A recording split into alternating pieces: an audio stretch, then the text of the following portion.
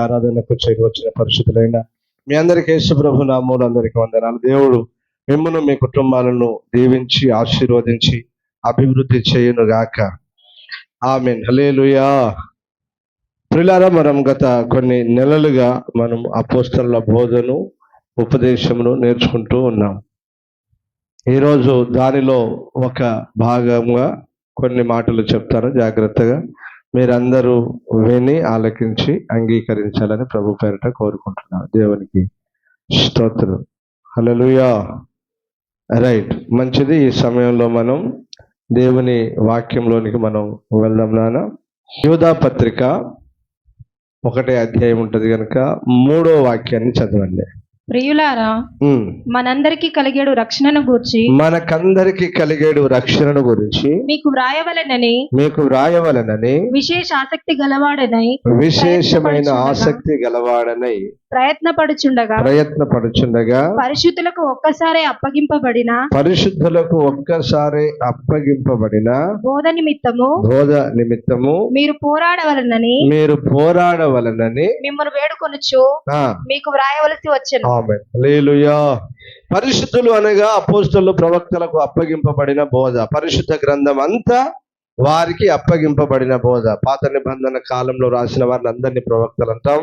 కృత నిబంధన రాసిన వారిని అపోస్తలులు అంటాం. ఇద్దరికి అప్పగింపబడిన బోధలు అనేక విషయాలు మనం నేర్చుకుంటున్నాం. సో బిడలారా, పరిశుద్ధ జీవితము, సమర్పణ జీవితము, వైరాగ్యము, ఇలాగన అనేకము నేర్చుకున్నాం. పోయిన వారం దేని గురించి నేర్చుకున్నాం నాన్న? విధేయత అనగా లోబడుట. విధేయత అనగా ఏంటిది? లోబడుట. మనం లోబడాలి. ఎవరికి లోబడాలని నేర్చుకున్నాం మనం? దేవునికి, ఆయన వాక్యానికి, సేవకులకి, ఒక అధికారులకు, ఒకరికి ఒకరు లోబడి ఉండాలి అనే విషయాలను మనం నేర్చుకున్నాం. దేవునికి స్తోత్రం. హల్లెలూయా. మంచిది నాన్న. ఈరోజు మరొక అంశాన్ని మనం నేర్చుకుందాం. ఏంటి అదనంటే, మనము తగ్గించుకోవాలి, లోబడాలి. అంత మాత్రమే కాదు, మనం ఏం కలిగి ఉండాలంటే ఒక జయ జీవితాన్ని కలిగి ఉండాలి. దేని కలిగి ఉండాలి నాన్న? జయ జీవితాన్ని కలిగి ఉండాలి. ఇది ఈరోజు మనం నేర్చుకుందాం. యేసు ప్రభు తానే మనందరికీ చెప్తున్న మాట, ఇదిగో నేను జయించాను. ఏమంటాడు ఆయన? నేను జయించి నా తండ్రి సింహాసనం మీద నేను కూర్చున్నాను. కనుక జయించువాడెవడో, ప్రకటన గ్రంథం 3వ అధ్యాయం 21, జయించువాడెవడో వానిని నాతో కూడా నా సింహాసనం మందు వాన్ని కూర్చుండనిస్తాను అంటాడు. చదువునాన ప్రకటన గ్రంథం 3:21. నేను జయించి నా తండ్రితో కూడా, అట్లా నేను జయించి నా తండ్రితో కూడా ఆయన సింహాసనమునందు కూర్చుండి ఉన్న ప్రకారము జయించు వానిని నాతో కూడా నా సింహాసనమునందు కూర్చుండనిచ్చే. అందరు గట్టిగా ఆమేన్ చెప్పండి. హల్లెలూయా. హల్లెలూయా. యేసు ప్రభు తానే దేవుని ప్రజలమైన, ఆయన ప్రజలమైన మనందరితో చెప్తున్న మాట. నా ప్రియమైన దేవుని ప్రజలారా, ఇదిగో నేను జయించాను. లోకంలో ఉన్న సమస్తమును నేను జయించాను. నేను జయించి అన్నిటిని జయించి నా తండ్రి సింహాసనం అందు కూర్చున్నాను. హల్లెలూయా. హల్లెలూయా. నా తండ్రి సింహాసనం అందు నేను కూర్చున్నాను. అయితే మీ అందరికి ఒక సవాల్, మీ అందరికి ఒక సలహా, మీ అందరికి ఒక నా మాట అని ఏం చెప్తున్నాడు ఆయన? ఎవడైతే జయిస్తాడో, ఎవడైతే అన్ని విషయాల్లో జయిస్తాడో వారిని నాతో కూడా నా తండ్రి సింహాసనం మందు కూర్చుండనిస్తాను. హల్లెలూయా. హల్లెలూయా. ఇది ఎంత గొప్ప ధన్యత, ఇది ఎంత గొప్ప భాగ్యం. ఎక్కడ కూర్చొనిస్తారట? మా ఆత్మీయ తండ్రి గారు దీని మీద అనేక చోట్ల అద్భుతమైన ప్రసంగం చేసేవారు. ఆయన కుర్చేసుకొని కూర్చొని ఒకరిని కూర్చోబెట్టి ఆ తర్వాత ఆయన కూర్చొని ఆయన మీద ఇంకొకరిని కూర్చోబెట్టేవాడు ఇలాగున. ఎందుకంటే అర్థం కానికి ఇట్లా అందరు గుర్తుపట్టని కానీ అట్లా సాదృశ్యాలతో సహా చూపెడుతూ ప్రసంగించేవాడు పాస్టర్ జె డేవిడ్ రాజయ్య గారు, మా తండ్రి గారు. ఈ వాక్యమేనే అనేక చోట్ల ఆయన ప్రసంగించేవాడు. అద్భుతమైన ప్రసంగికుడు మా తండ్రి గారు. దేవునికి స్తోత్రం, హల్లెలూయా. ఎందుకంటే ఈ వాక్యాన్ని నేను ధ్యానిస్తున్నప్పుడు ఖచ్చితంగా మా తండ్రి గారు మాకు గుర్తు రావాల్సిందే. ఎందుకంటే ఆ సింహాసనం గురించి ఆయన బాగా చెప్తాడు. ఆ సింహాసనం గురించి ఆయన అద్భుతంగా చెప్తాడు, తండ్రి సింహాసనం గురించి. ఓకేనా పిల్లలు? దేవుడు మనందరికి ఒక ఆప్షన్ ఇస్తున్నాడు. దేవుడు మనందరికి ఒక ఏమిస్తున్నాడు? సూచన, సలహా ఇస్తున్నాడు. ఒక అవకాశాన్ని మనకి ఏమిస్తున్నాడు? ఒక మంచి అవకాశాన్ని. నానా మీరు జయించండి, మీరు జయించి రండి. మీరు జయించి వస్తే నేనైతే నా తండ్రి సింహాసనం మీద కూర్చున్నా. ఇప్పుడు తండ్రి సింహాసనానికి ఎందుకంత ఘనత? ఎక్కడుంది తండ్రి సింహాసనం? ఎక్కడుంది నాన్న? సియోను పర్వతం మీద, పరలోకములో. యెరూషలేము కాదు, సియోను కాదు, సియోను పర్వతం మీద, అతి పరిశుద్ధమైన పర్వతం మీద. ఎవరు ఆ పర్వతానికి ఎక్కలేనంత ఎత్తైన పర్వతం మీద ఆయన ఒక్కడే, తాను మాత్రమే వసించుచు అమరత్వం గలవాడే సింహాసనం మీద ఆసీనుడై ఉండి సర్వలోకములు పరిపాలన చేస్తున్నాడు. ఆయన పరిశుద్ధుడు. ఆ సింహాసనం పరిశుద్ధమైంది. ఎవడు ఎన్నడు ఎక్కలేనిది, ఎవడు ఎన్నడు తాకలేనిది, దానికి వెళ్ళ ఎవడు కట్టలేనిది. అంత అద్భుతమైన సింహాసనం. కనుక ఎన్నికలేని మనకేమిస్తానంటున్నాడు ఆయన? నువ్వు జయిస్తే చాలు నాన్న, నా తండ్రి సింహాసనం మీద కూర్చోబెడతా. ఆమేన్. నేను కూర్చున్నా బాబు, నేను కూర్చున్నా. నా పిల్లలైన మిమ్మల్ని కూడా దేవుడు కూర్చొనిస్తాడు. కనుక మీరు జయించండి అన్నాడు. దేవునికి స్తోత్రం, హల్లెలూయా, హల్లెలూయా. దేవుని ప్రజలమైన మనము దేన్ని జయించాలి? ఎవరిని జయించాలి? అసలు జయ జీవితం ఎట్లా చేయాలి? జయ జీవితము ఎట్లా చేయాలి అనే కొన్ని ప్రాముఖ్యమైన విషయాలు చాలా ఉంటాయి. అందుకని నేను ఎప్పుడు చెప్తుంటున్నాను, బైబిల్ మహాసముద్రం. బైబిల్ అంటే ఏంటి నాన్న? మహాసముద్రం. నాకు కొన్ని అందిన కాడికి కొద్ది మాటలు నేను చెప్తాను. ఇంకా లోతైన సంగతులు, లోతైన సత్యాలు ఉన్నాయి. మహాపరిశుద్ధులు ఎందరో వాటిని బోధిస్తూ ప్రకటిస్తూ ఉన్నారు. అర్థమవుతున్నాయా? మన స్థాయికి తగినట్లుగా నాకు అందిన కాడికి కొన్ని మాటలు నేను మీకు బోధిస్తాను, ప్రాముఖ్యమైనవి. జాగ్రత్తగా మీరందరూ విని గ్రహించి ఆ చొప్పున మీరు బ్రతికినట్లయితే ఖచ్చితంగా మీరు జయిస్తారు. ఆమేన్, హల్లెలూయా. రైట్ నాన్న, జాగ్రత్తగా ఒక్కొక్కటిగా నేను చెప్తాను, వినండి బిడ్డ. ఇప్పుడు మొదటగా మనం దేన్ని జయించాలి అంటే లోకమును జయించాలి. దేన్ని చెప్పండి? లోకమును జయించాలి. ఇప్పుడు ఈ లోకాన్ని యేసు ప్రభు జయించాడా లేదా? జయించాడు. యోహాను సువార్త 16:33 చదవండి బిడ్డ. నా యందు మీకు సమాధానము కలుగునట్లు ఈ మాటలు మీతో చెప్పుచున్నాను.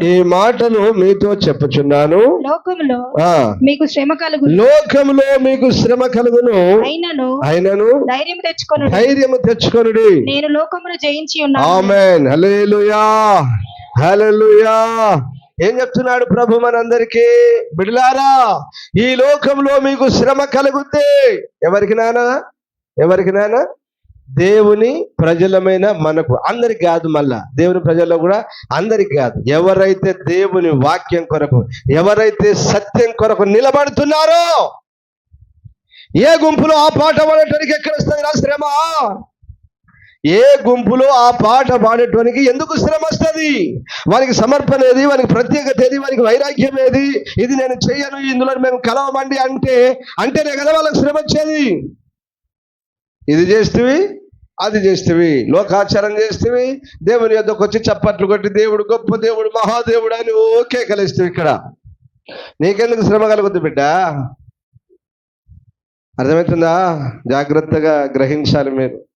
లోకంలో ఎవరికి శ్రమ కలుగుద్ది చెప్పండి? ఇప్పుడు మీరు చెప్పండి, ఎవరికి లోకంలో శ్రమ కలుగుద్ది? దేవుని కొరకు, అది దేవుని కొరకు ప్రత్యేకంగా నిలబడిన వానికి, సత్యం కొరకు అనగా దేవుని వాక్యం ఉందే, దేవుని వాక్యమైనటువంటి ఆ సత్యం కొరకు నిలబడిన వారికి.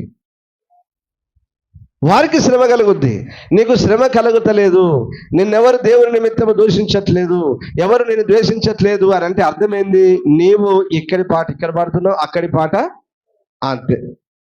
ప్రజలతో మమేకమైపోతున్నాం. అర్థమవుతుందా? అక్కడ కలుస్తారు, ఇటు ఉంటారు, రెండు దిక్కులు ఉంటారు కాబట్టి వాళ్ళకి ఏ శ్రమ రాదు. నీలాంటి వాళ్ళకి నాలాంటి వాళ్ళకే వస్తుంది శ్రమ. అర్థమవుతుందా నాన్న?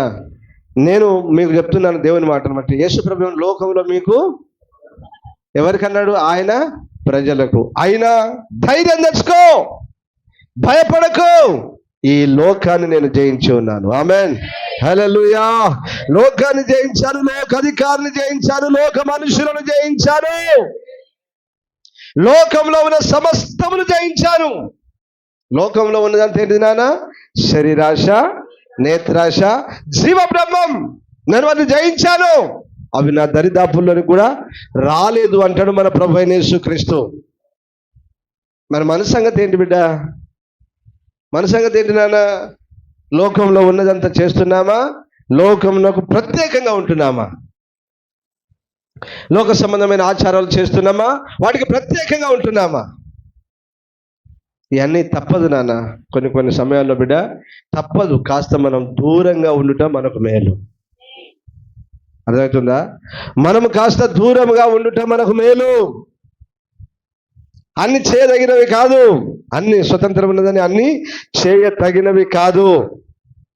ఏది చెయ్యాలో ఏది చెయ్యకూడదు ఖచ్చితంగా దేవుని ప్రజలమైన మనకు తెలిసి ఉండాలి. దేవునికి స్తోత్రం, హల్లెలూయా. లోకమును అనుసరించి ఎప్పుడు మనము జీవించకూడదు, లోకంలో ఉన్న వాటిని ఎప్పుడు మనము ప్రేమించకూడదు. ఎందుకంటే లోకమును దాని ఆశ గతించిపోద్ది. ఇంకెందుకు నీకు లోకం?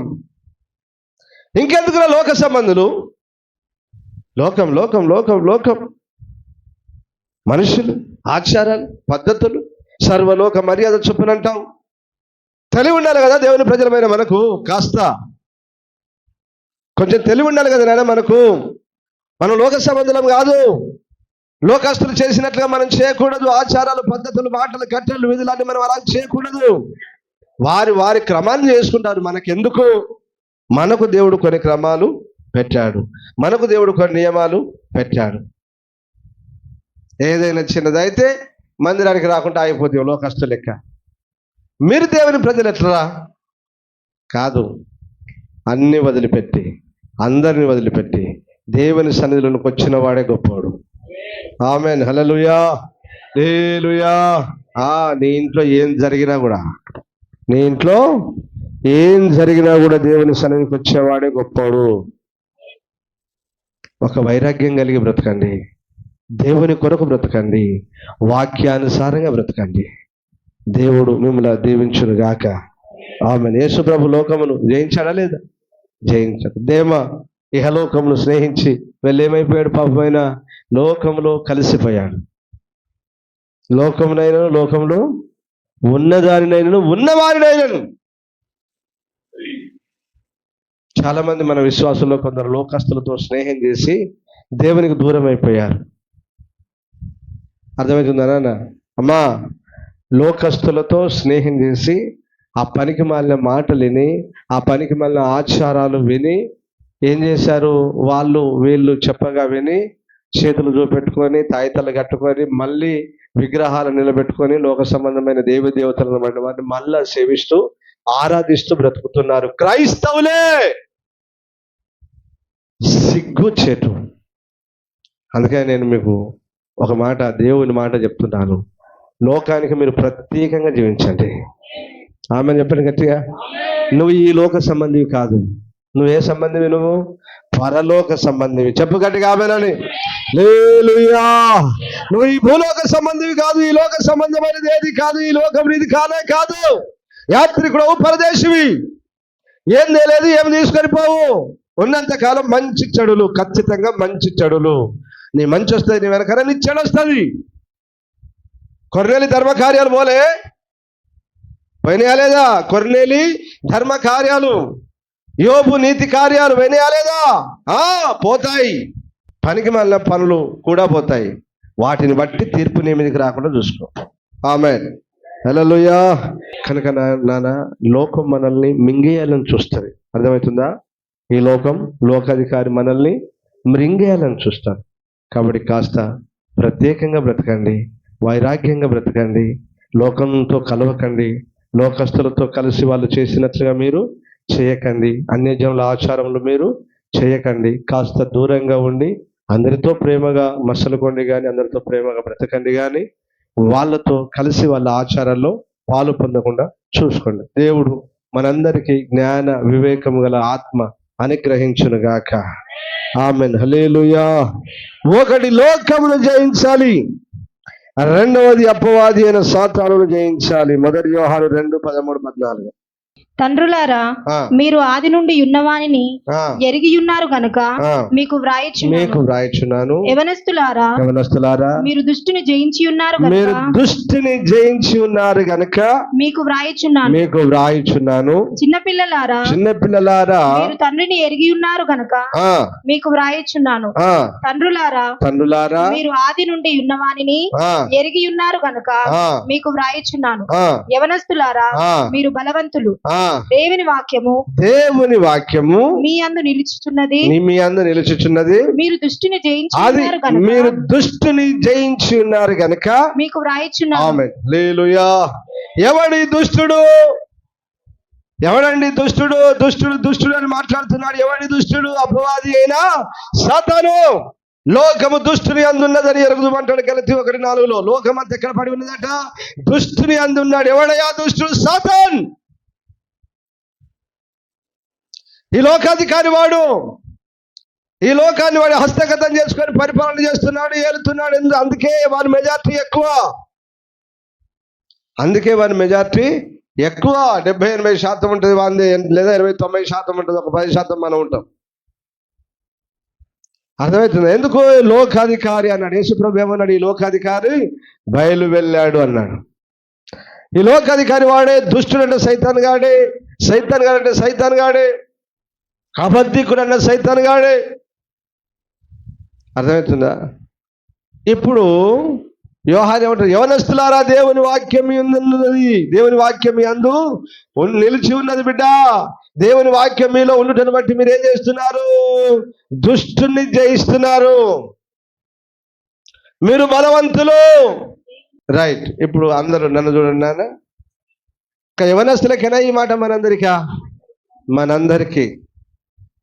ఈ మాట మనందరికీ. అంటే నా బిడ్డలారా, దేవుని వాక్యం మీ అందు ఉన్నది కనుక మీరు దుష్టుని, వాక్యం లేకపోతే నువ్వు జయించలేవు. ఎందుకు? ఆ వాక్యమే నిన్ను హెచ్చరిస్తా ఉంటుంది, ఆ వాక్యమే నిన్ను సరి చేస్తా ఉంటుంది. ఆ వాక్యమే ఇది పోవద్దు, ఇది చేయొద్దు, ఇట్లా చేయొద్దు, ఇది సైతాన్ గారి పని, ఇది దుష్టుని పని, ఇట్లా మాట్లాడద్దు, దుష్టుని పని అని చెప్తా ఉంటది. వాక్యం మనల్ని ఏం చేస్తుంది? సరి చేస్తుంది. వాక్యం మన తప్పులు దిద్దుతుంది. వాక్యం మనల్ని కడుతుంది. వాక్యం మనల్ని ఆశీర్వదిస్తుంది. ఆ వాక్యమే మనల్ని బాగు చేస్తుంది. ఆ వాక్యమే మన ప్రభు అక్కడకు సిద్ధపరుస్తుంది. దేవునికి స్తోత్రం, హల్లెలూయా, హల్లెలూయా. ఆ వాక్యం మన యందు ఉన్నది కనుకనే వాడిని జయించగలుగుతాం. వాక్యం వారిలో లేని వాడు, చెప్పాను కదా ఇప్పటిదాకా, వాడు అన్ని చేస్తాడు, అందరితో కలిసిపోతాడు. వానికి దేవుని ప్రజల కంటే, దేవుని సేవకుల కంటే, దేవుని కంటే వానికి లోకస్తులే ఎక్కువ, వాని పనే ఎక్కువ, వాళ్ళ పాలులే ఎక్కువ, ఈ లోకస్తుల బంధువులే ఎక్కువ, లోక సంబంధమైన మనుషులే వానికి ఎక్కువ. ఆదివారం నాడు తీరితే పోదాం, లేకపోతే లేదు. సైతాన్ గాడు ఎప్పుడు పెడతాడు పనులన్నీ? ఎప్పుడు పెడతాడు సైతాన్ గాడు? నిజమండి, సైతాన్ గాడు పెట్టే పనులు ఆదివారమే. ఫంక్షన్లు ఎప్పుడు పెడతారు వాడు? ఆదివారమే. పనులు ఆదివారమే, ఫంక్షన్లు ఆదివారమే, సావులు ఆదివారమే, దినాలు ఆదివారమే, అన్ని ఆదివారమే. ఇప్పుడు అపొస్తలుడైన పౌలు ఏమన్నాడు? మేము సాతాను తంత్రములను ఎరుగని వారము కాము అన్నాడు. సాతాను తంత్రములు, సాతాను కుయుక్తులను మేము ఎరగని వారము కాదు. వారి తంత్రములను, వారి కుయుక్తులను ఎరిగి వాడు పెట్టిన వారిని జయించి జయించి జయించి జయించి మేము ఈ లోకంలో బ్రతుకుతున్నాము. దేవుని వాక్యం మాకు జయమిస్తుంది. మా దేవుడు మాకు జయమిస్తున్నాడు. ఆయనను ప్రభు అయిన యేసు క్రీస్తు మూలముగా మనకు జయం అనుగ్రహించుచున్న దేవునికి స్తోత్రం కలుగును గాక. ఆమేన్, హల్లెలూయా. యేసయ్య మనకు జయమిస్తాడు. మనం ఎవరి మీద ఆధారపడాలి? దేవుని మీద, ఆయన వాక్యం మీద. ఎవరి మీద ఆధారపడాలి? ఎందుకంటే నీకు బలం చాలదు. నీకేం చాలదు? నీకు బలం చాలదు, నీకు శక్తి చాలదు. అందుకని ఏమన్నాడు ఆయన, నేను లోకాధికారిని జయించుకున్నాడు, ధైర్యము తెచ్చుకోండి అన్నాడు. ఎందుకు మనం భయపడతామని, మనం అబ్బో సైతాన్ గాడు అంటామని. బిడ్డ, నేను వాడిని జయించాను, వాని తల చితక్కొట్టాను, వాని పాతలలో పడేశాను. బిడ్డ, నువ్వు భయపడకు, నీకు వారి మీద అధికారం ఇస్తున్నాను. ఏమిచ్చాడట మనకు? శత్రు బలం అంతటి మీద మీకు అధికారం ఇచ్చినాను, ఏది మీకు ఎంత మాత్రము హానిచ్చు. దేవునికి స్తోత్రం, హల్లెలూయా. ఆయన అంత గొప్ప దేవుడు అండి, ఆయన అంత గొప్ప దేవుడు, ఆయన సర్వశక్తి గల దేవుడు. కనుక మనం అపవాదికి భయపడదు, దయ్యం శక్తులకు భయపడదు, దురాత్మ శక్తులకు భయపడదు, మాంత్రికులకు మంత్రశక్తులకు భయపడదు. ధైర్యంతో విశ్వాసంతో ముందుకెళ్ళాలి. నేను చెప్తున్నాను, వాడు అనేక సమస్యలు పెడతాడు, మీ కుటుంబంలోనే పెడతాడు. ఎక్కడ పెడతాడు వాడు? మీ ఇంట్లోనే పెడతాడు. మీ పిల్లలతోనో, మీ అత్తతోనో, మీ మామతోనో, మీ కోడలతోనో, మీ బంధువు, ఇదేదో ఒక విధంగా సైతాన్ గాడు వారిలో దూరి కాస్త శ్రమ కలగజేయాలని ప్రయత్నిస్తాడు. అయినా నువ్వు భయపడద్దు. ఆమేన్, హల్లెలూయా. చిన్న సమస్య రాగానే ఏమవుతారు క్రైస్తవులందరూ? కొడతారు, మందిరం ఎగ్గొట్టి, పాస్టర్ గారు మా ఇంట్లోనే సమాధానం లేదు, నెమ్మది లేదయ్యా, ఇబ్బందులయ్యా, సమస్యలయ్యా అని చెప్తుంటారు సేవకులతో. ఇప్పుడు మీరు దేని గ్రహించాలి? ఒకటి, అల్లరి దురాత్మ అని రాయబడింది కదా. ఏం రాయబడింది నాన్న? అల్లరి చిల్లరి ఆత్మ.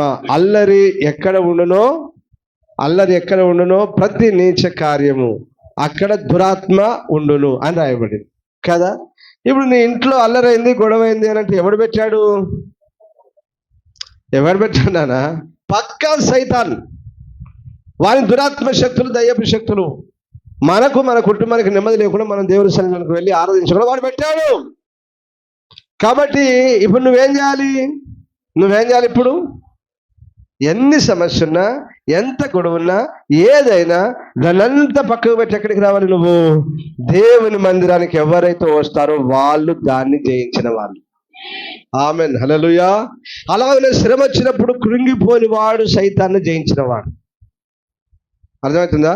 శ్రమ వచ్చినప్పుడు, ఇరుకొచ్చినప్పుడు, ఇబ్బంది వచ్చినప్పుడు కృంగిపోకుండా బ్రతుకుతాడే విశ్వాసంతో. నా దేవుడు ఉన్నాడు. ఈ రోజు నేను పడిపోవచ్చు, ఈ రోజు నాకు ఇబ్బంది కలగవచ్చు, ఈ రోజు శ్రమ కలగవచ్చు, ఈ రోజు ఆర్థికంగా నేను నష్టపోవచ్చు, నాకు ఏదైనా కావచ్చు, అయినా నా దేవుడు ఉన్నాడు, ఒక రోజు నన్ను హెచ్చిస్తాడు. ఆమేన్, హల్లెలూయా అని వారితో సవాలు చేస్తూ, సమస్యలను, శ్రమలను అధిగమిస్తూ, విశ్వాస జీవితంలో ఎవరైతే ముందుకెళ్తూ దేవుని సేవిస్తూ ఆరాధిస్తారో వారిని అపవాది అయిన సాతాను గారిని వారు జయించిన వారు. మనం ఓడిపోకూడదు. అదే చెప్తున్నాను కదా, మనము ఓడిపోకూడదు. వాని దగ్గర ఓడిపోవడమే, జయించాలి. ఆమేన్, హల్లెలూయా, జయించాలి. యెహోషువ కాలేబులు ఏమన్నారు? వేగు చూడడానికి వెళ్ళారు. సంఖ్యాకాండం ఎంత 16 అధ్యాయము 33 14 చూడు. ఏమన్నారు? వేగు చూడడానికి పోయారు. వేగు చూడడానికి పోయిన తర్వాత వారు అక్కడ అష్కలోనులో ద్రాక్ష గెలలు, అక్కడ అంజూర పండ్లు, ద్రాక్ష పండ్లు అవన్నీ పట్టుకొని వచ్చారు. పట్టుకొని అందరూ వచ్చిన తర్వాత 10 మంది ఏ సమాచారం చెప్పారు? అయ్యా వారిని మనము గెలవలేము, వారి చేతిలో మనము ఓడిపోతామయ్యా అని చెప్పి వీళ్ళను బలహీనపరుస్తూ ఉన్నారు. కానీ మోషే, యెహోషువాలు ఇద్దరు ఏం చేశారంటే బిడ్డలారా, 13 చదువునానా. వారు అతనికి తెలియపరిచినదేమనగా, నీవు మమ్మను పంపిన దేశమునకు అది పాలు తేనెలు ప్రవహించే దేశమే, దాని పండ్లు ఇవి. అయితే ఆ దేశంలో నివసించు జనులు బలవంతులు, వారి పట్టణములు ప్రాకారము గలవి, అవి మిక్కిలి గొప్పవి. మరియు అక్కడ అనాకీయులను చూచితిమి. అమాలేకీయులు దక్షిణ దేశంలో నివసించుచున్నారు. హిత్తీయులు, యోబూసీయులు, అమోరీయులు కొండ దేశములలో నివసించుచున్నారు. కానానీయులు సముద్రమునొద్దను, యోర్దాను నదీ ప్రాంతములలోను నివసించుచున్నారని చెప్పిరి. కాలేబు, మోషే మొదట జనులను నిమ్మలపరిచి మనము నిశ్చయముగా వెళ్ళుదుము, దానిని స్వాధీనపరుచుకుందుము, దాన్ని జయించుటకు మనకు శక్తి చాలును. దానిని జయించుటకు మనకు శక్తి చాలును. అందరూ ఆమేన్ చెప్పండి గట్టిగా. హల్లెలూయా. ఎన్నో అధ్యాయం ఎన్నో వాక్యం అన్నది? 13:27. సంఖ్యాకాండం 13వ అధ్యాయము 27వ వాక్యం. వారిని జయించుటకు మనకు, చెప్పాలి మీరందరూ, వారిని జయించుటకు మనకు, వీరిని సైతాన్ని గాని జయించుటకు మనకు, చెప్పు, దేవుడిచ్చే శక్తి మనకు చాలు. అనాకీయులను జయించుటకు మనకు శక్తి చాలును అన్నాడు. ఆ మాటను బట్టి తర్వాత ప్రజలందరూ బయలుదేరి వెళ్ళారు, యుద్ధం చేశారు, అనేకమైన యుద్ధాలు జరిగించారు. ఆ తర్వాత వారు జయించారు, కనాను దేశాన్ని వారు పట్టుకున్నారు. దేవునికి మహిమ కలుగును గాక. హల్లెలూయా. సైతాన్ని జయించుటకు మనకు దేవుడు ఇచ్చు శక్తి చాలును. ఆమేన్. హల్లెలూయా. వాడు మనకు అనేక శ్రమలు పెడుతూ ఉంటాడు, ఇరుకులు ఇబ్బందులు కలగజేస్తూ ఉంటాడు. అయినా వాళ్ళు ఏం చేయాలి? మనము జయించాలి. రోగాలు పెడతాడు, వ్యాధులు పెడతాడు, సమస్యలు పెడతాడు, నెమ్మది ఉండదు, పీడన, దురాత్మ శక్తుల పీడన, ఇలాగున మంత్రశక్తుల పీడన, దయ్యంల పీడన, ఎంతో భయంకరమైన ఇబ్బందులు గురి చేస్తూ ఉంటాడు. అయినా మనం దేంట్లోకి జయించాలి? వాడిని దేవుని శక్తి, విశ్వాసం చేతను, దేవుని శక్తి చేతను వాడిని మనము జయించాలి. అలాగూ జయించి జయించి జయించి మనం ఎక్కడికి వెళ్ళాలి నాన్న? ఈరోజు పాఠం ఏంది? జయించి జయించి ఎక్కడికి వెళ్ళాలి?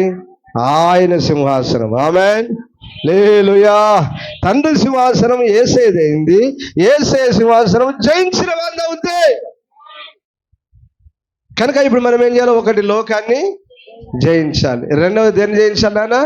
అపవాదైన సాతానును జయించాలి. దేవునికి మహిమ కలుగును గాక. ఆమేన్. హల్లెలూయా. మూడవది చెప్తాను నాన్న, దేన్ని జయించాలంటే మనము పాపమును జయించాలి. దేని నాన్న? పాపమును. ఈ పాపము దగ్గరే మీరు గుర్తుపెట్టుకోండి, ఈ పాపము దగ్గరే మన శరీరాన్ని కూడా మనం జయించాలి. పాపమును అనగా పాప శరీరమును, పాపమును మనం జయించాలి. ఇప్పుడు చదవండి, రోమీయులకు రాసిన పత్రిక 6వ అధ్యాయం 13వ వాక్యం చదువు, 12 చదువు. కాబట్టి శరీర దురాశలకు లోబడకుండునట్లుగా చావునకు లోనైన మీ శరీరమందు పాపమును ఏలనీయకుడి, మరియు మీ అవయవములను దుర్నీతి సాధనములుగా పాపములకు అప్పగింపకుడి. అయితే మృతులలో నుండి సజీవులం అనుకొని మిమ్మును మీరే దేవునికి అప్పగించుకొనుడి. మీ అవయవములను నీతి సాధనములుగా దేవునికి అప్పగించుడి. ఆమేన్. హల్లెలూయా. హల్లెలూయా. అందుకనే చెప్పాను, మీ శరీరాన్ని కూడా జయించాలి అని. అంటే ఇప్పుడు పాపమును ఏం చేయాలి? మనము పాపమును మనలో ఏలనీయొద్దు. అర్థమవుతుందా? పాపమును మనలో, మన మీద ఏలనీయొద్దు, మన దరిదాపుల్లో ఉండనీయొద్దు. దాన్ని, పాపమును మన దరిదాపుల్లో ఉండనీయొద్దు, మనలో ఉండనీయొద్దు. మన అవయవములను అన్నాడు కదా, మీ అవయవములను ఒకప్పుడు దుర్నీతి సాధనాలుగా ఉంచుకున్నారు, ఇప్పుడు నీతి సాధనములుగా దేవునికి మిమ్మల్ని మీరే అప్పగించుకోండి అన్నాడు. ఆమేన్. హల్లెలూయా. అంటే పాపము ఏలనీయొద్దు, పాపాన్ని ఏం చేయొద్దు, ఏలనీయద్దు. మరి ఎవరు ఏలాలి మనలో? దేవుడు పరిశుద్ధత ఏలాలి. ఆమేన్. దేవుని పరిశుద్ధత ఏలాలి మనలో, దేవుని నీతి ఏలాలి మనల్ని. అంటే ఇప్పుడు పాపాన్ని ఏం చేయాలి? జయించాలి. పాపాన్ని ఏం చేయాలి? జయించాలి. పాపాన్ని ఏం చేయాలి? ఓడగొట్టాలి. ఇక్కడ చాలా మంది వీళ్ళే ఓడిపోతున్నారు, ప్రజలు. అంతే కదా, ప్రజలు చాలా మంది ఓడిపోతున్నారు. వారి అవయవములను, అవయవాలు అంటే ఏంటి బిడ్డ? మీ అవయవములను దేనికి సాధనాలుగా అప్పగించుకోవాలన్నా? నీతికి, పాపానికి కాదు, నీతికి అప్పగించుకోవాలి. నీ కాళ్ళు, నీ చేతులు, నీ చెవులు, నీ ముక్కు, నీ నోరు, నీ కళ్ళు, అర్థమవుతున్నాయా? నీతి సాధనాలుగా, పరిశుద్ధ సాధనాలుగా అప్పగించుకోవాలి. ఆమేన్. హల్లెలూయా. దుర్నీతి సాధనాలుగా. ఇప్పుడు ఆ పాపం అంటే ఆజ్ఞ అతిక్రమమే. ఏది చేయొద్దన్నాం అది చేయటే పాపం. కాబట్టి ఇక్కడ ఓడిపోతున్నారని నేను చెప్తున్నాను. చాలా మంది క్రైస్తవులు యావత్ ప్రపంచంలో ఉన్న క్రైస్తవులు చాలా మంది వారి అవయవములను దేవునికి నీతి సాధనాలుగా అప్పగించుకోవడం లేదు. మీరు చెప్పండి, యథార్థంగా అప్పగించుకుంటున్నారా? వారి చెవులు ఏమున్నది? వారి చెవులను ఏం వెళ్తున్నాయి? కమ్మలు. వారి ముక్కునే వెళ్తుంది ముక్కు పుల్ల. వారి మెడనే వెళ్తుంది తాలిబొట్టు. వాళ్ళ చేతులను ఏమి వెళ్తున్నాయి? గాజులు. వాళ్ళ కాళ్ళని ఏమి వెళ్తున్నాయి? పట్టెలు. పెద్ద ఏళ్ళనే వెళ్తున్నాయి మెట్టెలు. అంతే. ఇప్పుడు ఇంకేమైనా ఉన్నాయా? ఇంకా వీటి వీటితో చేసేది అయితే ఏం లేదు కదా. నాకు తెలిసి క్రైస్తవుల్లో ఎక్కువ మంది వ్యభిచారం చేసేవారు ఉన్నారు. అర్థమవుతుంది నాకు తెలిసి. అయితే మరి దొంగలు ఎవరో నోటికి ఒకరు అన్నట్టుగా ఉంటే దొంగలు ఉండొచ్చు, నాకు తెలియదు. ఉంటారు కొందరు. దేవుని ప్రజల్లో కూడా ఈ పనికి మనలు కొందరు ఉంటారు. కానీ ఎక్కువ మంది పాపం వదిలేస్తారు. వ్యభిచారమే కానీ పనికి మనలే కానీ ఏది ఉన్నది కానీ వాళ్ళ మీద ఇగో ఈ అలంకరణ ఆభరణాలు ఉంటాయి. ఇది ఒకటే ఉంటాయి. మరి మంచోళ్ళు కాదా? మంచోళ్ళు కాదా? మంచోళ్ళే. మంచి క్రియలు చేసేవారు, సేవకులను ఆదుకునేవారు, సేవకులకు అన్ని విషయాల్లో ఆతిథ్యం ఇచ్చిన విషయమే కానీ ఆర్థిక విషయాల్లో కానీ చాలా సహకారంగా ఉండేవారు. చాలా సహకారంగా ఉంటారు నాన్న. అసలు సేవలోనే ఒక భుజం ఆనుకొని బ్రతికేవారు ఉంటారు. కానీ వారిలో ఏమి లేదు? ఒక సమర్పణ లేదు.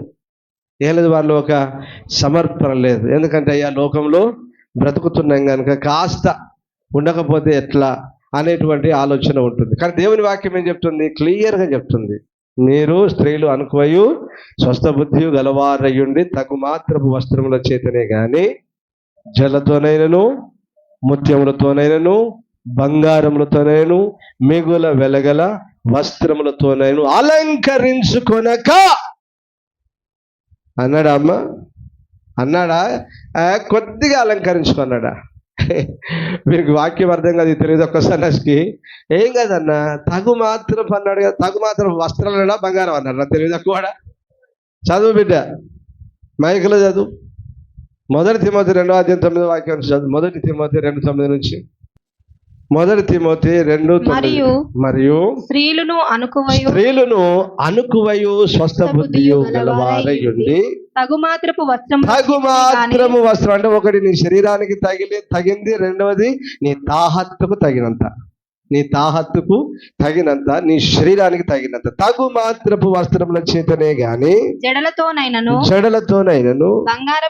జడలొద్దంటే ఈరబోసుకుంటున్నాను ఎంటికలన్నీ. అవును, ఈ ఎంటికలు ఎయిర్స్ లీవ్ చేసుకునే ఆచారం ఎక్కడ అనుకుంటున్నారు?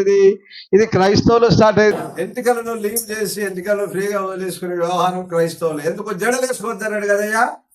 జడలు వేసుకోవద్దన్నాడు కాబట్టి ఎంటికలు వదిలేస్తాం. కానీ దానికి ఇంకొకటి చెప్పారు బిడ్డ, పితరులు.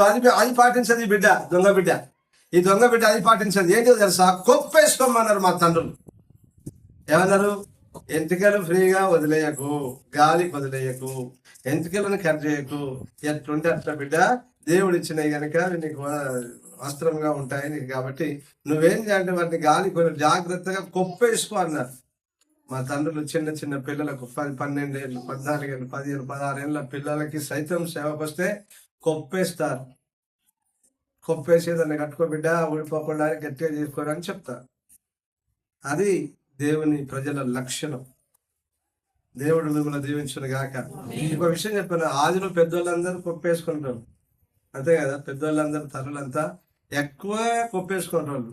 మరి మధ్యలో కొంచెం స్టార్ట్ అయ్యి జడలేసుకునే కార్యక్రమం కానీ సరిగా దేవునికి స్తోత్రం. దేవుడు మిమ్మల్ని దీవించును గాక. ఆమేన్.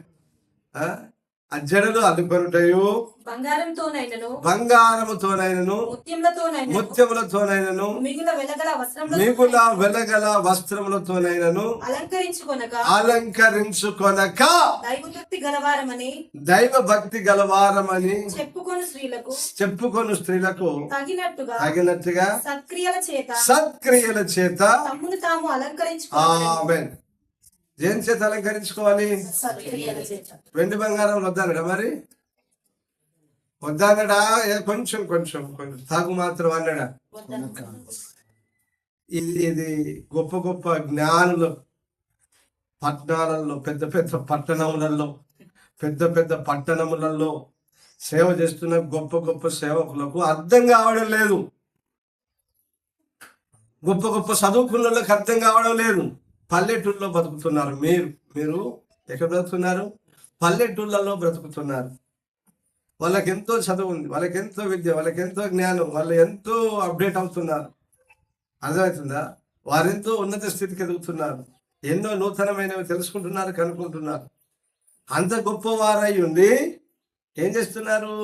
వారు వాక్యానుసారంగా బ్రతకడం లేదు. అంటే వారు దేని జయించడం లేదు? వారు తమ శరీర కోరికలను జయించడం లేదు, పాపమును జయించడం లేదు. యేసుప్రభు ఏమంటున్నాడు? మీరు పాపమును జయించండి, పాప శరీరము నిరర్ధకమగునట్లు. ఏమన్నాడు బిడ్డ? ఏమన్నాడు? పాప శరీరము నిరర్ధకమగునట్లు, అంటే అర్థం లేకుండా పోనట్లు, అనగా నశించిపోనట్లు. పాపంతో మీకేం జోలిక? మీకేం జోలి పాపంతో? ఇక జయించు, పాప కోరికలను జయించు, శరీర కోరికలను జయించు, అధిగమించు. నన్ను నాశనాన్ని తీసుకుపోయేది ఎందుకని వదిలేసుకో. 1 పేతురు 3వ అధ్యాయం కూడా అదే చెప్పింది కదా. అటువలే స్త్రీలారా మీ స్వపురుషులకు లోబడి ఉండు, వాక్యములకు అవిధేయులైతే భయముతో కూడిన మీ పవిత్ర ప్రవర్తనను చూచి వాక్యము లేకుండానే నడబడి వలన వారిని రాబట్టబడవచ్చును.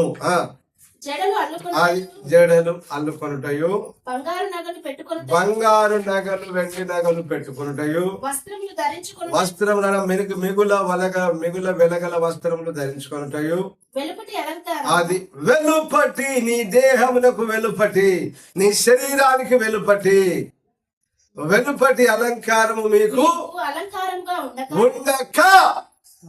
ఉండొచ్చు అన్నాడా? ఉండొచ్చు అన్నాడా? ఉండొద్దు అన్నాడు. ఏం మాట్లాడతలేరు? ఎవరో సప్పబడిపోయారు, కరెంట్ పోయిందా? ఉండక అంటే వద్దనిరా, కంటిన్యూ చేయమని కాదు దాన్ని. మహానుభావులు, గొప్ప గొప్ప మహానుభావులు ఇది చెప్పితే, పాస్టర్ ప్రజలు మందిరాలకు రారండి, మా ఖర్చులు వెళ్ళేయండి కాబట్టి మేము చెప్పమండి, ఇంకా వేసుకోమని చెప్తున్నారు. వీళ్ళు ఎంత దుర్మార్గులు అంటారు నాన్న. వాళ్ళని మంచోళ్ళు అనాలి అయితే మరి ఇంకా ఇంకా ఇంకా ఎంత ఉన్నాయి? అది తక్కువ ఉంది కదా సిస్టర్, ఇంకా చేయించుకో సిస్టర్ ఇంకా చేయించుకో. బ్రదర్ నువ్వు కూడా చేయించుకో, ఈ పక్క చేయించు, ఈ పక్క కూడా చేయించుకో. దుర్మార్గులారా, నాశనానికి నడిపిస్తారా వాళ్ళని, నరకానికి నడిపిస్తారా వాళ్ళని. వాళ్ళు పెట్టేది తింటున్నారు, వాళ్ళు ఇచ్చే కానుక తీసుకుంటున్నారు, ఇష్టానుసారంగా కార్లు బిల్డింగ్లు కట్టుకుంటున్నారు, మంచి భోజనం చేస్తున్నారు, పిల్లల్ని చదివించుకుంటున్నారు, ఉద్యోగాలు ఇప్పించుకుంటున్నారు, అన్ని విధాలుగా అన్ని చేసుకుంటున్నారు. లాస్ట్ వాళ్ళని ఎక్కడికి పంపిస్తున్నారు? అమ్మా ఎక్కడికి పంపిస్తున్నారు బిడ్డ? అది మీ తిండి మేము తింటాం, మీరు ఇచ్చే కానుకతో అన్ని మా అవసరతలు ఎలా తీసుకుంటాం. మీరు ఎట్టున్నా ఫలం లేదు, మాకు వస్తే చాలని మేము అనుకుంటే ఎట్లా? అది ఎంతవరకు న్యాయం? అది ఎంతవరకు న్యాయం? మీకు చెప్పాలా వద్దా? శరీరాన్ని జయించమని, శరీర కోరికలను జయించమని చెప్పాలా వద్దా? శరీర కోరికలను చేయటం కూడా చెప్పాలా వద్దా? చెప్పాలి కదా నాన్న. మీరు జయించకపోతే బిడ్డ నిత్య నరకానికి వెళ్తారు. దయచేసి మీరు అర్థం చేసుకోండి. దేవుడు వద్దన్నాడు, వద్దన్న పని మనం ఎన్నడూ చేయొద్దు. ఆయన ఏమన్నా నా మాట ప్రకారం కాక అన్నాడు. ఎవడైతే ఆయన మాట ప్రకారం చేస్తాడో వాడు ఎక్కడ ఇల్లు కట్టుకున్నాడు? బండ మీద ఇల్లు కట్టుకున్న బుద్ధిమంతుని పోలివు. నా మాట వినియు నా మాట ప్రకారం కాక తన సొంత ఆలోచన చొప్పున ఇల్లు కట్టుకుని వాడు ఎక్కడ కట్టుకున్నాడట? ఇసుక మీద. రెండింటి మీదకి ఏమొచ్చింది నానా? గాలి వచ్చింది, తుఫాన్ వచ్చింది, వరద వచ్చింది, కొట్టింది. ఏది కూలిపోయింది బిడ్డ? అంతే నానా. అని దేవుని మాట ప్రకారం కాక నీవు ఇల్లు కట్టుకుంటే, నీ జీవితాన్ని కట్టుకుంటే, నీ కుటుంబాన్ని కట్టుకుంటే బిడ్డ నువ్వు ఒకరోజు కూలిపోతావు. దాని పాటు గొప్పదని చెప్పి, అంటే అది బాగున్నది, మందిరంలో బాగున్నది, కానుకలు బాగా ఇచ్చింది, మస్తు పాటు పడింది, దేవుని కొరకు పరిచర్య కొరకు మస్తు పాటు పడింది. అందుకని అంటాడు దాని పాటు గొప్ప. ఏం ప్రయోజనం ఉందా? లాస్ట్కు మిగిలింది ఏంది బిడ్డ? నీ ఇల్లు కూలిపోయింది. నీ ఇల్లు ఏమైంది? కూలిపోయింది. ఇల్లు అంటే ఏంటి బిడ్డ? నీ జీవితం, నీ బ్రతుకు. ప్రేమతోనే చెప్తున్నా బిడ్డ, పాపాన్ని జయించు, పాప శరీరాన్ని జయించు. గట్టిగా ఆమెనని జయించాలి. జయించు. పాత్ర ఎట్లుండాలని చెప్పాను? లోపల పాత్ర ఎట్లుండాలి బిడ్డ? ఈ దేహం అని పాత్ర ఎట్లుండాలి? లోపల పరిశుద్ధం, వెలుపల. ఎందుకు? మీరు దేవునికి ఆలయమైనది. ఆలయం ఏంటిది? పరిశుద్ధమైనది. ఆలయం ఎట్లుంటది నారా? పరిశుద్ధమైనది. ఆలయము పరిశుద్ధమైనది. ఆలయంలో అక్రమం ఉండద్దు, ఆలయంలో పాపం ఉండద్దు, ఆలయంలో విచ్చలవిడి అలంకరణలు విచ్చలవిడిగా ఉండద్దు. ఆలయాన్ని పరిశుద్ధంగా పెట్టుకోవాలి. దేవుని ఆలయాన్ని ఎంత పరిశుద్ధంగా పెట్టుకుంటామో, దేవుని ఆలయం అనబడుతున్న మనమందరం కూడా పరిశుద్ధంగా బ్రతకాలి. దేవుడు మిమ్మల్ని దీవించను గాక. హల్లెలూయా. 17 నుంచి చదువు బిడ్డ. రోమా 6:17 నుంచి చదువుతాను. మీరు పాపమునకు దాసులై ఉంటిరి, కానీ ఏ ఉపదేశ క్రమమునకు మీరు అప్పగింపబడి, ఈ ఉపదేశ క్రమానికి మీరు అప్పగింపబడ్డారు గనక దానికి హృదయపూర్వకంగా లోబడిన వారే పాపము నుండి విముక్తింపబడి నీతికి దాసులైతరి. ఇందుకు దేవునికి స్తోత్రం. చదువు. మీ శరీర బలహీనతను బట్టి మనుష్య రీతిగా మాట్లాడుచున్నాను. ఏమనగా అక్రమం చేయుటకై అపవిత్రతకును అక్రమమును చూసారా? మీ అవయవాలను దాసులుగా ఎలాగో అప్పగించుచున్నాను.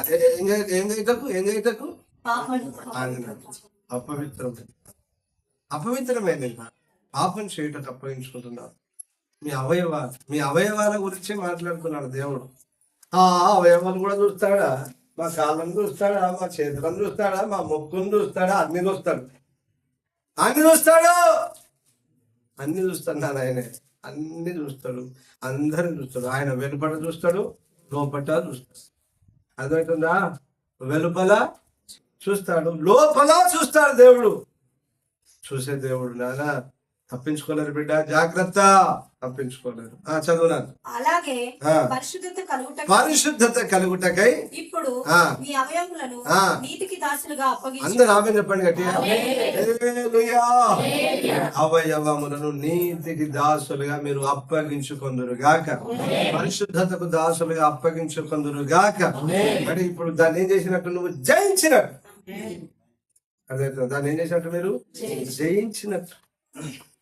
శరీర కోరికలను జయించినట్టు, పాపమును జయించినట్టు. పాపమును జయించాలి. రెండవదిగా శరీర కోరికలను జయించాలి.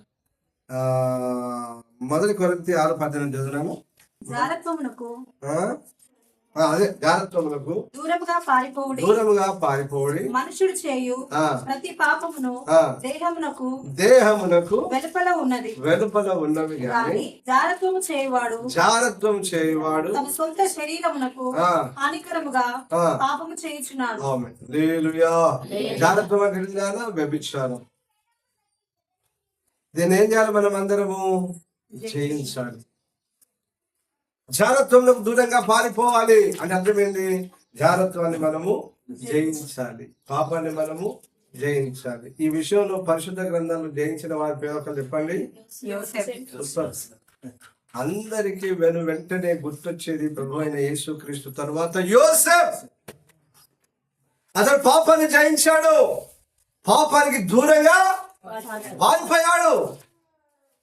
నేను అందుకే అంటున్నాను, కొందరు తెలివి తక్కువ వాళ్ళు ఉంటారు. కొందరు వాళ్ళు ఏదో పెద్ద బిల్డప్, మేము అందగత్తలము, మేము అందగాళ్ళము, మాకు ఈ సోకు ఉంది, మాకు ఇది ఉంది, మాకు చదువు ఉంది, నేను ఇట్లున్నా, నేను అట్లున్నా, నేను రూపవతిని అని పనికి మాలనే వేషాలు ఇస్తూ కొందరు పనికి మాలలో ఉన్నారు. అలాంటిది ఏది మన దరిదాపుల్లోనికి రావద్దు. ఆమె పాపమును మనం అందరం జయించుదుము గాక. పాపపు కోరికలను జయించుదుము గాక. శరీర కోరికలను జయించుదుము గాక. ఈ జయ జీవితం దేవుడు మనకు అనుగ్రహించును గాక. ఇప్పుడు జయించిన వారికి ఏంటిది? పరలోకపు సింహాసనం. మరి జయించకపోతే ఎక్కడికి పోతావు? అయితాడు గాని నరకం, అగ్ని నరకం. అదే అంటున్నా. జాగ్రత్తగా ఈ మాటలు మీ మనసులో పెట్టుకోండి. రైట్. 4వదిగా ఇప్పుడు 3వ చెప్పిన నాలుగవదిగా మన ఎదుట ఉన్న శత్రువులను మనం జయించాలి. ఆమేన్, హల్లెలూయా. మన ఎదుట ఉన్న శత్రువులను మనము జయించాలి. ఇప్పుడు చదివిన ఎంత సంఖ్యాకాండం 13:20. ఇప్పుడు ఒకసారి మళ్ళీ చదువు. 30 చదువు. సంఖ్యాకాండం 13:30 చదువు. కాలేబు మోషే ఎదుట జనులను నిమ్మలపరిచి మనం నిశ్చయముగా వెళ్ళదుము, దాని స్వాధీనపరచుకుందుము, దాన్ని జయించుటకు మన శక్తి చాలును అనను. అయితే అతనితో కూడా పోయిన ఆ మనుషులు, ఆ జనులు మనకంటే బలవంతులు, మనము వారి మీదికి పోజాలమనిరి. మరియు వారు తాము సంచరించి చూసిన దేశమును గూర్చి ఇశ్రాయేలీలలో చెడ్డ సమాచారం చెప్పి, మేము సంచరించి చూసిన దేశము తన నివాసులను భక్షించు దేశము, దానిలో మాకు కనబడిన జనులందరూ ఉన్నత దేహులు, అక్కడ నెఫీనీయులు సంబంధులైన అనాకీయులను వంశపు నెఫీనీయులను చూచితిమి. మా దృష్టికి మేము విడుదల వలె ఉంటిమి, వారి దృష్టికి అట్లే ఉంటుంది. హల్లెలూయా. ఎవరు చెప్తున్నారు ఈ సమాచారం? చెడ్డ సమాచారము. 10 మంది మనుషులను చూసి భయపడి, అయ్యా మనం వెళ్ళలేము, వారు అనాకీయులు, వారు ఉన్నత దేహులు, చాలా ఎత్తుగా ఉన్నారు, వారి దృష్టికి మేము మిడతల్లాగా ఉన్నాము, అలాగనే మా దృష్టికి మేము వారి ఎదుటిలో పడ్డప్పుడు మిడతల్లాగా ఉన్నాము, మనకు శక్తి చాలదయ్యా అని చెప్తున్నారు 10 మంది. కానీ ఇద్దరు, అయ్యా మనం పోదాం వాళ్ళ మీదకి, మనము వెళదాం శత్రువుల మీదకి, యుద్ధం చేద్దాం, మనం వారిని జయిస్తాం. ఆమేన్, హల్లెలూయా. పాఠం ఏం చెప్తుంది మనకు? మన శత్రువు ఎంత గొప్పోడైనా, మన శత్రువు ఎంత గొప్పోడైనా, మన శత్రువు ఎంత పెద్దోడైనా, ఉన్నత దేవుడైనా, ఎవడైనా సరే దేవుని బిడ్డలమైన మన ఎదుట నిర్వజాలడు. ఆమె చెప్పండి గట్టిగా. హల్లెలూయా. ఏ శత్రువు మన ఎదుట నిలవలేదు, మనకు విరోధంగా రూపింపబడిన ఏ ఆయుధము వర్తిల్లదు. అందుకని ఏమన్నారు దావీదు? యుద్ధం జయం మనదే. యుద్ధం చేసేది ఎవరు? యెహోవా. ఏ మాత్రము మనదే. అలాగే మనం ఎందరూ ఏ శత్రువును చూసి భయపడకూడదు. ఆమేన్, హల్లెలూయా, హల్లెలూయా. కీర్తన 108:8. మనుషుల సహాయము, మనలందరూ మనుషుల దగ్గరికి పోతారు. ఏదైనా అక్క ఇట్లయినా ఇట్లా ఏం చెప్పుకుంటారు పాపం, ఏం చెప్తారు ఆయన మనుషులకు? ముచ్చట్లు చెప్పుకోనికి పక్క మనలందరూ వాళ్ళ బాధలు చెప్పుకోనికి పక్క ఏం చూస్తుంది? కాసేపు బాధపడి అట్లా నా అక్క, అట్లా నా సిస్టర్, ఇట్లా నా సిస్టర్ అని కాసేపు ఏం చెప్తుంది? ఓదారుస్తారు. నువ్వు అది పోగానే ఏమంటది? ఇది మంచిదైతే ఆశ్రమం ఎందుకు వచ్చింది అంటది. మనల్నే అంటారు నాన్న, మీకు తెలియదు, ఇది మంచిదైతే అట్లకి అయింది, ఇది మంచిదైతే దాని భర్తనికి వచ్చింది, ఇది మంచిదైతే పక్క ఇచ్చింది, ఇది మంచి అట్లా అంటారు మనల్ని. కాబట్టి నేను చెప్తున్నాను, మనుషుల సహాయం ఎన్నడైనా వెళ్తాం. ఎవరి సహాయం కావాలి మనకు? దేవుని సహాయం కావాలి. గుర్రములను రాజును నమ్ముకొనుట కంటే యెహోవాను నమ్ముకొనుట మేలు. శత్రువులను జయించుటకు ఎవరి సహాయం కావాలి? దేవుని సహాయం. నాకు కావాలి ప్రభు ఏం చేస్తున్నాడు? ఆయన అడుగుతూ ఉన్నాడు. కనుక మనం కూడా శత్రువులను జయించుటకు మనం కూడా అడగాలి. దేవునికి స్తోత్రం. హల్లెలూయా, హల్లెలూయా. యెహోషువ 10:40. అప్పుడు యెహోషువ మన్య ప్రదేశమును, దక్షిణ ప్రదేశమును, షెకేల ప్రదేశమును, సెరీయుల ప్రదేశమును, వాటి రాజులందరినీ జయించెను. ఇశ్రాయేలీయుల దేవుడైన యెహోవా ఆజ్ఞాపించినట్లు అతడు శేషమేమియూ లేకుండా ఊపిరి గల సమస్తమును నిర్మూలన చేసెను. కాదేశు బర్నేయ మొదలుకొని రాజా వరకు, గిబియోను వరకు, గోషేను దేశమంతటిని యెహోషువ జయించెను. ఇశ్రాయేలు ప్రజల పక్షంగా యుద్ధంలో ముందు నిలబడ్డది ఎవరు? నడిపించింది ఎవరు? యెహోషువ. వీరికి తోడుగా ఉన్నది ఎవరు? దేవాది దేవుడైన మన ప్రభు తోడుగా ఉండడం ద్వారా ఏమైంది? దాను మొదలుకొని బేర్షెబ వరకు ఏం చేశాడు యెహోషువ? యుద్ధములు చేసి ఆ సమస్త రాజులందరిని 7 జాతుల రాజులందరితో యుద్ధం చేసి ప్రజల్ని సమూల నాశనం చేసి వారిని జయించి ఆ స్వాస్థ్యాన్ని స్వాధీనపరుచుకున్నాడు. ఆమేన్. హల్లెలూయా. శత్రువును జయించుటకు ఎవరి సహాయం కావాలి? దేవుని సహాయం కావాలి. అయితే ఈ శత్రువును జయించుటకు దేవుని సహాయం కావాలి. కానీ యుద్ధంలో ఎవరు నిలబడాలి? నేనే అను. నువ్వు నిలబడితే చాలు. దేవుడు ఏం చేస్తాడు? నువ్వు నిలబడితే చాలు. శత్రువు ఎంత గొప్పడైనా పనులకు భయపడదు. అందుకే వాడు ఎంత గొప్పడైనా, ధనబలం ఉన్నా, జనబలం ఉన్నా, అధికార బలమే ఉన్నా, ఏదున్నా మనం భయపడదు. దేవుని సహాయం ద్వారా యుద్ధములను చేసి శత్రువులను జయించాలి. ఆమేన్. హల్లెలూయా.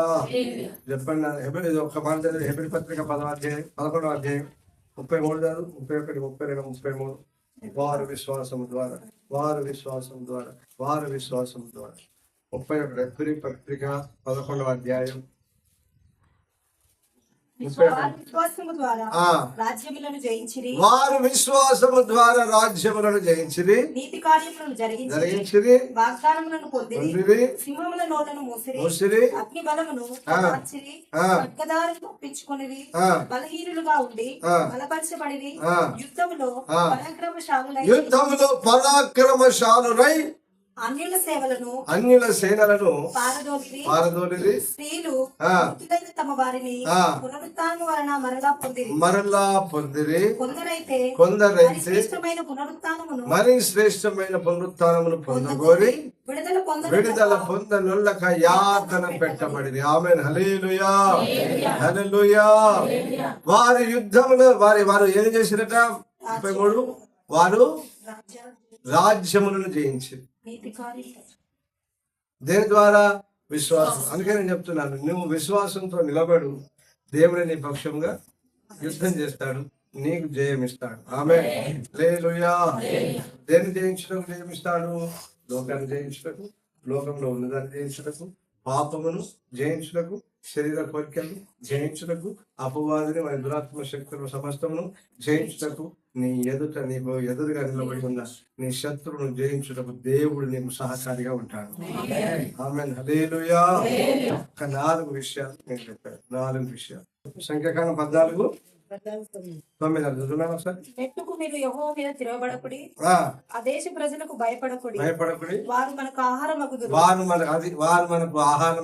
వారి నీడ వారి మీద నుండి తొలగిపోయినది, యెహోవా మనకు తోడై ఉన్నాడు, వారికి భయపడకుండిరి. సర్వ సమాజమును వారి నీడ వారి మీద నుంచి, అంటే అర్థమైంది, శత్రు యొక్క నీడ వారి మీద నుంచి దేవుడే తొలగిస్తాడు. అప్పుడు వాడికి ఎంత ఎత్తుంటేందిరా, చిన్నడు పోయి ఒక పోటు పోతే దిగుద్దు కత్తి, అయిపోయి కూలిపోయి చచ్చిపోయి ఏమున్నది? వాడి నీడ వాడి మీద వాడి శక్తి, వాడి బలం అంతా పోయింది. రైట్. ఇప్పుడు వాడు చిన్న పిల్లగాడు వెళ్ళి 14-15 ఏళ్ళ పిల్లగాడు వెళ్ళి యుద్ధం చూస్తున్నాడు, దొరికాను తక్కువ ఊరికి కత్తితో కూర్చున్న ఒక పోటు పడిపోయినా లేదా? వాడు 13 ఫీట్ల హైట్ ఉంటుంది, 14 ఫీట్ల 15 ఫీట్ల హైట్ ఉంటుంది. గుచ్చితే గుచ్చి పక్కకు తప్పుకున్నాడు, కాతం బూస్తున్న పడిపోయాడు. వాళ్ళు ఏమి లేదు, మనిషి ఉన్నాడు కానీ లేదు, శక్తి లేదు, బలం లేదు, అది ఏమి లేదు వాళ్ళు. అది అందుకని చదవమని. దేవునికి స్తోత్రం. హల్లెలూయా. ఇలా దేవుని సహాయం వల్ల మనం శత్రువులను జయించాలి, రాజ్యములను జయించాలి, అపవాదిని జయించాలి, పాపమును లోకమును జయించాలి, శరీరమును ఇలాగున జయించాలి. జయించిన వారికి ఇప్పుడు ఏమి ఉన్నాయి? కొన్ని మాటలు నేను త్వరగా చదివిస్తాను, జాగ్రత్తగా. ప్రకటన గ్రంథం 2వ అధ్యాయం. ప్రకటన గ్రంథం 2వ అధ్యాయం 7వ వాక్యం, 11వ వాక్యం, 17వ వాక్యం చదువునా? చెవిగలవాడు ఆత్మ సంగములతో చెప్పుచున్న మాట చెవించువానికి దేవుని పరదేశంలో ఉన్న జీవవృక్ష ఫలమును భుజింపనెత్తు. ఆమేన్. హల్లెలూయా. ఎవరికి? ఇప్పటిదాకా నేను చెప్పాను కదా, లోకమును, దుష్టుని, సైతాన్ గారిని, పాపమును, శరీర కోరికలను, ఇచ్చలను, శత్రువులను జయించిన వారికి పరదేశంలో ఉన్న జీవ వృక్ష ఫలం. 7వ వాక్యం అయిపోయిందా? 11వ వాక్యం చదువు. నేను నీకు జీవకిరీటం ఇచ్చేదను, సంగములతో ఆత్మ చెప్పుచున్న మాట చెవిగలవాడు వినును గాక. జయించువాడు రెండవ మరణము వలన ఏ హాని ఉంచదను, ఏ హానియు చెందడు. ఏ హానియు చెందడు. రెండవ మరణం అని వాళ్ళ దగ్గరికి రాదు. ఎవరికి? జయించువాడికి. 17వ వాక్యం. సంగములతో ఆత్మ చెప్పుచున్న మాట చెవిగలవాడు వినును గాక. జయించువానికి మరుగై ఉన్న మన్నాను అందరు ఆమె చెప్పండి. మీరు తిన్నారా మన్న? మీరు ఇక్కడ తిన్నారా మన్నా? తినలే కదా బిడ్డ. అక్కడ రుచి చూపెడతారట నీకు. పరలోకంలో మన్నా రుచి చూపెడతారట నీకు. ఏం చేస్తే మరి? లోకాన్ని జయిస్తే, పాపాన్ని జయిస్తే, శత్రువులను జయిస్తే. దేవునికి స్తోత్రం. హల్లెలూయా. ఇంకొక మాట చెప్పడం మనిషి అన్నాను నేను. మరణాన్ని జయించాలి. మరణాన్ని జయించాలి. 1 కొరింథీ 15:50 వాక్యం నుంచి. సహోదరులారా, నేను చెప్పినది ఏమనగా, రక్త మాంసములు దేవుని రాజ్యమును స్వతంత్రించుకొననేరవు. అక్షయతను స్వతంత్రించుకొనదు. ఇదిగో నీకు ఒక మర్మము తెలుపుచున్నాను. మనమందరము నిద్రించము గాని నిమిషములో ఒక రెప్పపాటున మనమందరము మార్పు పొందుదుము. దూరం రోగును, అప్పుడు మృతులు అక్షయులుగా లేపబడుదురు. మనము మార్పు పొందుదుము. క్షయమైన ఈ శరీరము అక్షయతను ధరించుకోవలసి ఉన్నది. మత్యమైన ఈ శరీరము అమర్త్యతను ధరించుకోవలసి ఉన్నది. ఈ క్షయమైనది అక్షయతను ధరించుకున్నప్పుడు, ఈ మత్యమైనది అమర్త్యతను ధరించుకున్నప్పుడు విజయమందు మరణము మృంగి వేయబడినని వ్రాయబడిన ప్రకారము వాక్యము నెరవేరెను. ఓ మరణమా, నీ విజయం ఎక్కడా? ఓ మరణమా, నీ ముల్లెక్కడా? మరణపు ముళ్ళు పాపము. పాపమునకున్న బలము ధర్మశాస్త్రం. ఆయనను మన ప్రభు అయిన యేసు క్రీస్తు మూలంగా మనకు జయము అనుగ్రహించుచున్న దేవునికి స్తోత్రము కలుగును గాక. ఒకటి ఆమేనండి. మరణాన్ని జయించాలి. ఏం చేయాలి? మరణాన్ని జయించాలి. మరణపు శ్రమలు మనం రుచి చూడద్దు. మరణం మన దరిదాపుల్లోనికి రాకుండా బ్రతకాలి. మరణం ఎవరిని మింగేస్తాం కాదా? పాపం. మరణం పాపులను ఏలుతుంది. మరణం పాపులను మింగేస్తుంది. కాబట్టి మరణాన్ని మన దగ్గరికి మరణాన్ని జయించాలి. ఆమేన్. ప్రభువైన యేసుక్రీస్తు మరణాన్ని జయించాడు. ఓ మరణమా, నీ విజయం ఎక్కడ? చెప్పు. నీ ముళ్ళెక్కడ? నేను విరిచేశాను. విరిచేశాను నేను అని మనల్ని కూడా అన్నాడు. బిడ్డా, నీవు కూడా మరణాన్ని జయించు. ఏం చేయాలి? మీరు కూడా మరణాన్ని జయించు. కాబట్టి మనం మరణాన్ని జయించాలి. మరణాన్ని జయించిన వారికే ఈ పరదేశంలో ఉన్న దీవెన. అవి చాలా ఉన్నాయి, వద్దులే కానీ 3 ప్రకటన 3:12 చదువు బిడ్డ. జయించు వానిని నా దేవుని ఆలయంలో ఒక స్తంభముగా చేసేదను. హల్లెలూయా. ఏం చేస్తాడు? జయించు వారిని దేవుని ఆలయంలో ఒక స్తంభంగా నిలబెడతాడు. ఎంత గొప్ప ధన్యతరా! ఈ ధన్యతలు చాలా ఉన్నాయి ఇక్కడ. ధన్యతలు చాలా ఉన్నాయి. ప్రకటన 21వ అధ్యాయం ప్రకటన 21వ అధ్యాయం చెప్పండి. 21:7 చదివినా ముగిస్తారు. జయించువాడు వీటిని స్వతంత్రించుకొను. అది నేను అతనికి దేవుడనై ఉండును. అతడు నాకు కుమారుడై ఉండును. అంతేనా? నేను అతనికి దేవుడనై ఉండును, అతడు నాకు కుమారుడే. ఎవరు? ఇప్పుడు అందరు ఏం చెప్పుకుంటున్నారు ఇక్కడ? మేము కూడా దేవుని బిడ్డలమే అండి. మేము కూడా దేవుని బిడ్డలమే అండి. మరి జయించిన ఆవులను జయించిన వారా? శరీర కోరికలను జయించినవా? లోకాన్ని జయించినవా? పాపాన్ని జయించినవా? దృష్టిని జయించినవా? నీ ఎదుట నిలబడే శత్రువుని జయించి నువ్వు దేన్ని జయించినవురా? ఏమన్నాడు? కీడు వలన జయించక మేలు చేసి జయించాలి. జయించడం అంటే అర్థమవుతుందా బిడ్డారా? ఇప్పుడు మనం ఎట్లా జయించాలట? కీడు వలన జయించక మేలు వలన జయించు. అంటే మేలు చేసి వాడిని జయించు. శత్రువుకి ఏం చేయాలా? జయించిన వారికి పరదేశంలో అనేక దీవెనలు, ఆశీర్వాదాలు ఉన్నాయి. దేవుడు మనకు దేవుడై ఉంటాడు, మనం కుమారులమై ఉంటాం. అలాగనే ఆయన సింహాసనం మీద మనం కూర్చుంటాం. ఈ దైవ కృప దేవుడు మనందరికి అనుగ్రహించును గాక. ఆమేన్. మోకరించండి, ప్రార్థన చేసుకుంటాం.